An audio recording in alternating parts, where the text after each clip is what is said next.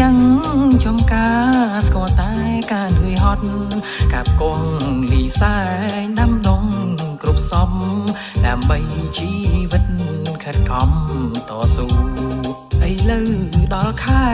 ចូលឆ្នាំមកដល់ទៀតហើយពុកម៉ែមីងអើយខ្ញុំសូមរៀបរាប់ប្រាប់កំឡុងឆ្នាំមុនគ្រូមិនសូវយ៉ាប់តែបាំងស្រឹមនឹងរឿងស្នេហាចាំអើយសែនចាំសាច់ចាំមិនប្រែសថ្លៃវ័យ18ស្រីទើបពេញក្រមុំ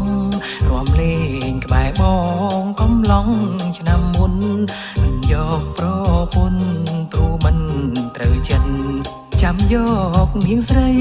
ដណ្ដឹងទុំធ្វើប្រពន្ធទើបជួបតូចតន់ហាក់ដូចមាននិស័យរំលេង